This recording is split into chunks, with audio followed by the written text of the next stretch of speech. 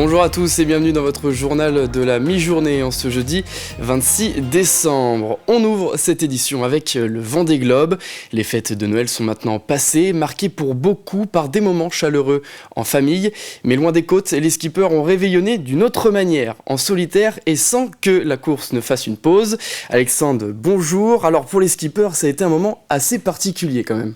Oui, forcément, les skippers qui sont immergés dans cette course et qui se sont aussi immergés dans l'ambiance de Noël. Vous les avez sûrement aperçus ici et là grâce aux différentes vidéos du bord. Plusieurs décorations installées à bord de leurs IMOCA. Certains ont même joué les apprentis Père Noël à l'image d'Antoine Cornic ou encore de Romain Attanasio. Et forcément, qui dit Noël dit aussi un repas un peu spécial, loin des plats lyophilisés qui est le régime quotidien des skippers en course. Et puis enfin, le clou du spectacle, bien sûr, l'ouverture des cadeaux, des chocolats, des pulls de Noël. Les skippers ont été bien gâtés.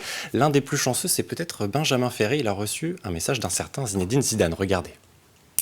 Courage, voilà. Je sais que tu vas être tout seul, tu vas être au milieu de l'océan, mais en tous les cas on pense à toi et courage. À bientôt, joyeux Noël.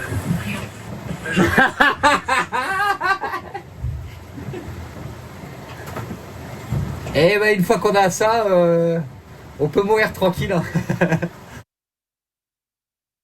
Mais alors Noël maintenant c'est passé et la course elle continue. Mais oui, mardi 24 décembre nous vous parlions du franchissement du Cap Horn par Johan Richomme, suivi 9 minutes et 30 secondes plus loin par Charlie Dalin. Et bien tous les deux poursuivent leur sans faute et continuent de longer la zone des glaces. Le duo a perdu de la vitesse ces dernières heures à cause d'un anticyclone, mais pour l'heure tous les deux restent en avance sur les traces du record d'Armel Lecléache et devraient arriver au Sable d'Olonne aux alentours de la mi-janvier. Et derrière, le troisième, Sébastien Simon, a lui aussi dépassé le Cap Horn. Bah oui, très beau cadeau de Noël pour le skipper de groupe du Breuil. Il était 10h21 hier, mercredi heure française, quand Sébastien Simon a franchi le Cap Horn. Le skipper sablé s'apprête désormais à remonter l'Atlantique. On le rappelle, il est amputé de son foil tribord depuis plus de 15 jours.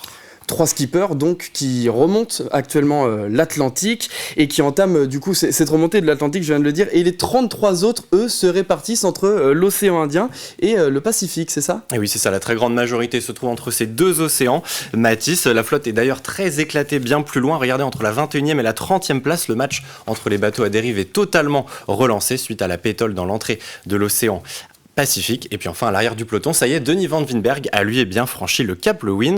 C'était ce jeudi à 2h du matin. Merci Alexandre. Et pour suivre les dernières informations, on se retrouve dès ce soir à 18h pour faire un autre point sur le Vendée Globe. Pour vos repas de Noël, vous avez peut-être fait le choix du bio. Eh bien, sachez que vous êtes de moins en moins nombreux à prendre cette décision. En cause, l'inflation a cassé la dynamique du secteur et fait chuter la consommation des produits bio. La viande est particulièrement touchée et les producteurs ont dû donc baisser leur rendement. Élément de réponse avec Louise Viadger. Dans cette grande surface, le rayon bio n'attire pas les foules. Depuis 2 ans, l'augmentation des prix n'épargne aucun produit et encore moins les produits bio. J'en consomme un petit peu, mais ce qui me freine, c'est plutôt le prix. Les tarifs sont plus élevés, mais voilà, après, étant une famille avec des enfants, le but c'est de leur offrir la meilleure consommation possible. Mais c'est vrai que notre consommation a baissé un petit peu. Mais pas pour les œufs, pas pour certaines choses. L'inflation a créé une crise du secteur. L'activité agricole continuait, mais la consommation a chuté. Résultat, les agriculteurs étaient en surproduction, particulièrement pour la viande de porc.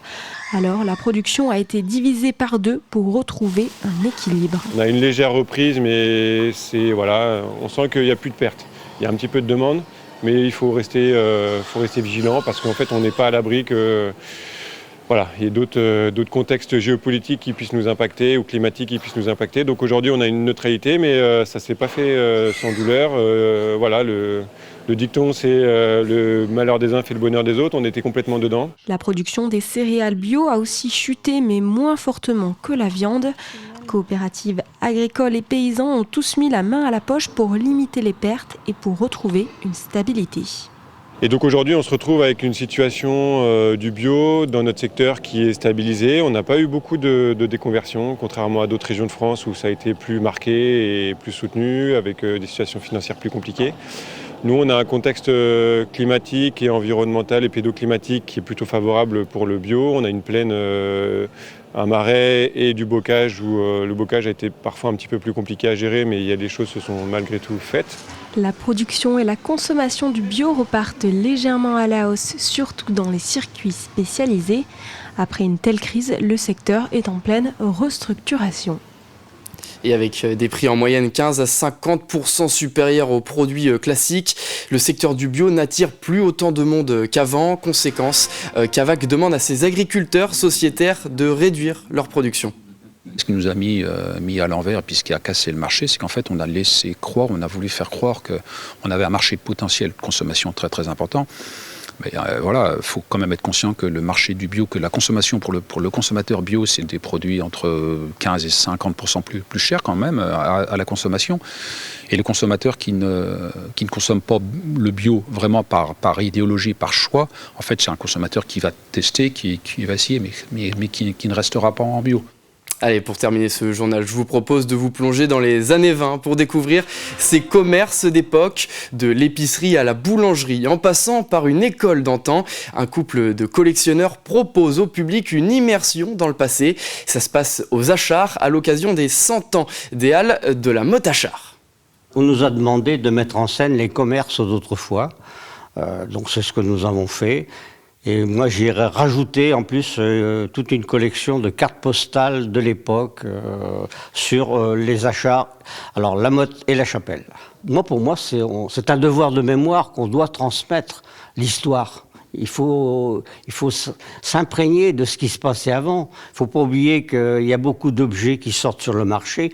Ils croient avoir découvert la Lune alors qu'en réalité, ça existait avant. Je prendrai le cas du siphon pour l'eau de Cels. On a SodaStream maintenant. L'exposition est ouverte jusqu'au 31 décembre, tous les jours de 13h à 17h à la Grange des Mares. Excusez-moi, pardon, c'est la fin de cette édition. Merci de l'avoir suivi. Je vous donne rendez-vous dès ce soir pour un autre point sur l'actualité. L'intégralité des reportages est à retrouver sur notre site internet tvvendée.fr et je vous souhaite une très bonne journée sur TV Vendée.